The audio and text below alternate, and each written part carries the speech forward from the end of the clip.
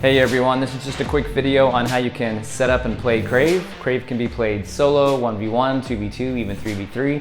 There's more rules coming online all the time on even how you can play CRAVE co-op and with odd numbers of players. Hope you enjoy. So CRAVE is a quick deck building battle game. This is basically how the game will look once it's set up.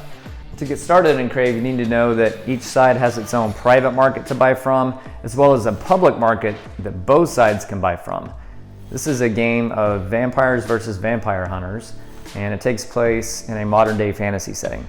So the vampire side is red, the vampire hunters are blue.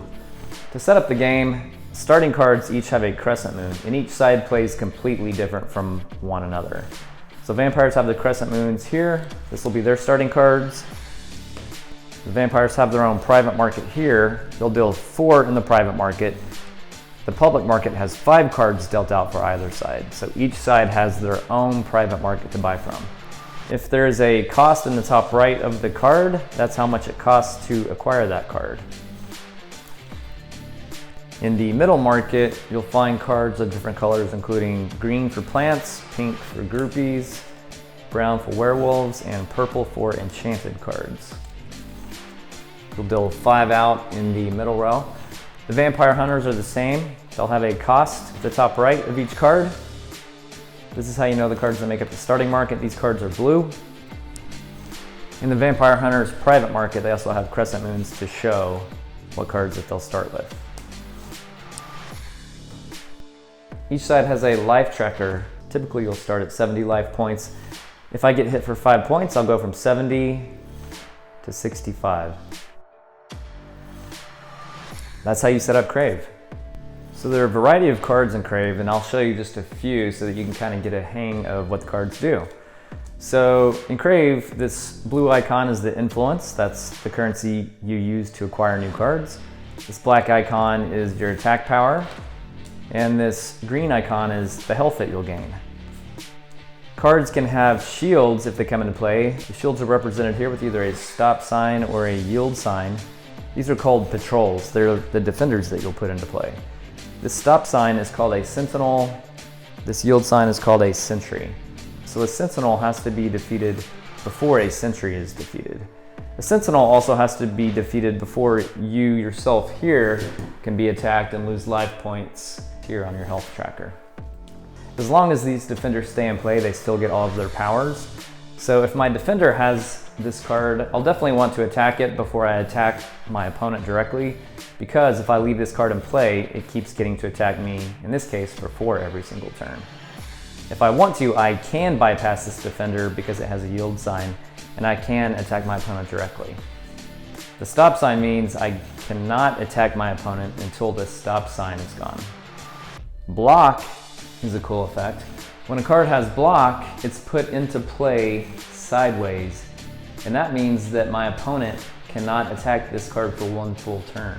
So during my turn, all of my cards will play as normal. This card is blocking, so when it's my opponent's turn, this horizontal position means that my opponent cannot attack it.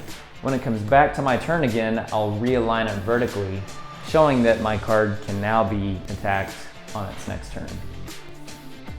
Drain is unique to vampires. Drain means that the power I attack with, in this case 4, if I successfully attack with it, then I would also raise my health by that same number. So I would raise my health by 4. Equip. Items can be equipped to a character. So if I have a character in play and I have an item that comes out, this for example is a yield sign. So it would raise my defense by 3 of the character that I attach it to. Another example of an item is this blade. The blade is fatal. I can attach this item to a being. A being can have up to 2 items attached to it, and once those items are attached, they cannot be removed, as long as that being is in play. So fatal means that I can defeat a patrol in 1 fell swoop. So fatal means that this being is defeated. It had a shield of 5. I don't have to use 5 of my attack to defeat it. Fatal defeats it automatically, so that card would go into my opponent's discard pile. Then I can use all of my other available attack power to attack my opponent directly, or some of their other patrols. Fatal can also be built into cards, like in this example. This is an elf. Elves and dwarves don't get along, by the way, so if you happen to have an elf and dwarf and play at the same time, then you'll lose the 2 influence that you would have gained with this elf in this example. Last words means that if I have this being in play, this dwarf, and my opponent finally defeats it, then last words means it gets an attack back to my opponent in the power of 3. So I get to choose who that attack goes to. Stun is a cool keyword. Let's say my opponent has Declan on that side of the board. If I have Puck and Puck uses stun, and I didn't have enough attack power to defeat Declan, I could stun Declan if I wanted to. So stun means that that being goes upside down. It means that being is completely out of commission for that opponent's next turn. So once my turn is over, Declan is upside down, he's stunned. It's like he's not there, except he's not defeated. He's out of commission for 1 turn. So when it's my opponent's turn, they don't get to use Declan, even though they'll use their other 5 cards. After their turn is over, then Declan would become unstunned once again. Surge is really unique. So if Willow is here and I decide to acquire Willow, instead of Willow being put in my discard pile once I acquire her, just like any other normal card, Surge means I get to put Willow into play immediately. So she'll come here along with all of the other cards I already have in play. So that's a great feature on some of these cards. Once Willow is recycled and reshuffled back into play later in the game, Surge will not have an effect at that point. Triumph. Triumph means I get a special award if I defeat an opponent's patrol. So if I happen to defeat an opponent's card, one of their defenders, then I get whatever this award is. In this case, I would be able to trash a card from my discard pile, which can make my deck stronger. Turn is unique to vampires. So instead of using my attack power to defeat my opponent's groupie, I can try to turn that groupie to my side. So what I'll do is just use my turn ability. So I didn't have to use any attack power to defeat it. I will bring it over here horizontally in front of my cards, and that means that this is now a body shield that my opponent has to defeat before it can attack any of my patrols or me directly. A turned groupie will just remain as a body shield that has to be attacked first before I can be attacked at all. If my opponent brings back a turned victim with this coffee card, then that groupie would just go back into their discard pile. Otherwise, they have to use 3 of their attack power to defeat it. At that point, the groupie would be trashed from the game forever. Okay, this is just a quick overview of how you would play Crave. So typically you'll put 5 cards into play, but for the very first turn of the game, the first person, because of that advantage, only gets to play 4 cards from their deck.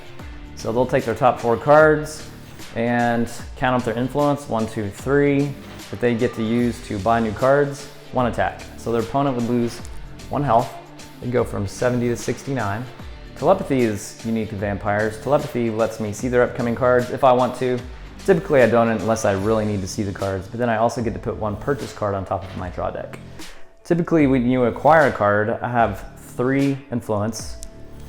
This costs 3 to acquire.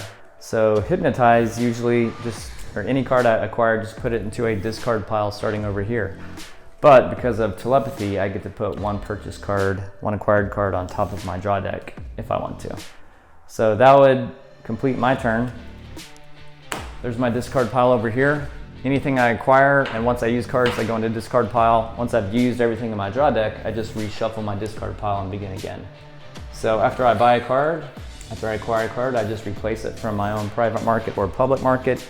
Then the vampire hunters would go. So when you're going second in the game, you actually get to look at your top card. Do I want to keep it on top, put it on bottom, or discard it? In this case, this is a weak starting card, so they'll just discard it, and then they begin. So 5 cards, and the rest of the game, you just take your top 5 cards and put them into play. 3, 4, 5. So the vampire hunters will take their turn. So they've got influence of 1, 2, 3. This one, they get a choice. Do they want to use that as an influence or an attack? And an attack here. So I see a card that's really good for 3. 1, 2, 3. So they'll use these 3. Some cards have special abilities. They'll use these 3 influence to buy with, and these 2 to attack. So the vampires will lose 2 health. Vampire hunters will use 3 influence to acquire Wolfsbane. Poisonous plants go directly into your opponent's deck because they clog up their deck with bad things, Wolfsbane, for example, causes 1 attack to me, once it comes into play for me, I also would have to discard one of my werewolves and play naturally. So Wolfsbane, once I acquire that, drops straight into my discard pile. Their 5 cards would just go into their discard pile. So to reset, they'll put their next 5 cards here, ready for them. They only have 4, so they just take their cards, shuffle them up, make a new draw pile, 5, so they're ready to go. So the vampires would have also taken their next 5 cards and they'll play their next turn. So each turn, you'll do whatever these cards say, use your influence and health and attack, acquire new cards, make your deck stronger, and play the game. Okay, so next we'll just show you a sample vampires turn. So vampires will just turn over their 5 cards, and the first thing we have to do is resolve the poison that we received. So here we received Wolfsbane, so not only does it do 1 damage to us, but we also have to discard one of our werewolves in play. My opponent gave this to me earlier in the game because they saw I was acquiring werewolves, so we lose 1 health. And then we have to discard one of these werewolves that we have in play. And it's actually a really tough choice because these are both great cards. With Wyatt, I receive more influence and more attack. I can even trash a card from my discard pile. Now, I would love to trash this Hawthorne card that I received earlier as well, another poison, but Wayne gives me shield, and I also get this Triumph award of drawing a card. So you will be faced with tough decisions like this throughout the game. With some cards, werewolves included, if you have an icon at the bottom, you receive whatever bonus this is if you have another one of these kinds of cards in play. So werewolves, for example, become stronger like a werewolf pack as they gain a number. So our attack without Wolfsbane would have been 1 plus 5 is 6, 7, 8, 9, 10, 11, 12. But now that I have to discard a card, and this is a really tough choice, I could go either way. I'm going to discard Wyatt because I want to draw a card. I see that my opponent has 2 patrols over there. They have shields of 4 and 5. So I've got to discard Wyatt. So now my attack is only 2, 3, 4, 5. But that is enough to get rid of Gale. So Gale's gone. Now I get to use this reward of Triumph, which is draw a card in this case. So I'll draw a card. And it's another Spellbind card, which is really awesome for the vampires. Spellbind's unique to vampires. The total Spellbind attack power is the number of Spellbind cards in play squared. So one Spellbind was only 1 attack, but combined with another one, it goes all the way up to 4 because, of course, 2 times 2 is 4. So I had 5 attack. I actually have 8 attack now. I've used 5 of it, so I have 3 left over. That's not enough to defeat Declan. Vega has the ability, I can replace 1 card in mine or the public market. So I don't have to, but if I want to, I can replace a card in this public market or in my market.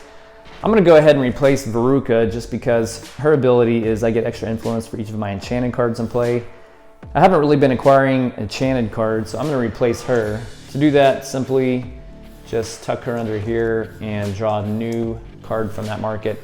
And I received Valerie. Valerie is an awesome vampire. She does 5 damage. Surge, so if I do acquire her, I get to put her into play immediately and discard 1 random opponent card. And in her case, I think I will. I have influence of 2, 3, 4, 5, 6. That's enough for me to get Valerie. I don't want to leave Declan in play, so I'm going to Surge Valerie. I'm going to acquire her. 5 damage. I actually had 3 left over, so that's 8 more damage. That's enough to defeat Declan, plus 4 more, so they go from 24 to 20. And then I get to discard a random card. I'll just point to one and say middle, so my opponent would discard, in this case, only a hunt card. I wish it had been something better, but there you go. And that's it. That's a sample vampire turn. So anything that does not have a shield, we will discard. And anything that has a shield stays in play. And after that, we just get our next 5 cards ready. And then it would be our opponent's turn. And they'll take their turn. So there's lots of cool features in the game, and the cards become even more powerful once they start combining. So Ophelia, for example, Surge and block. Put her into play immediately, and she blocks. You'll see this in different cards, and you'll just have to read each card because they can become very, very unique and very dangerous. Some of these cards are very, very powerful. If a card has an X on the bottom, you can use all of its abilities and then sacrifice it out of the game permanently. So Zane, if it's late in the game and you only have 5 health left, you can pick up 2 health here, use his influence, and then get 2 additional health by throwing him out of the game. Some of these cards are more powerful than others, and you'll find some interesting cards as you play along. Hope you enjoy. If you have any questions, let us know anytime.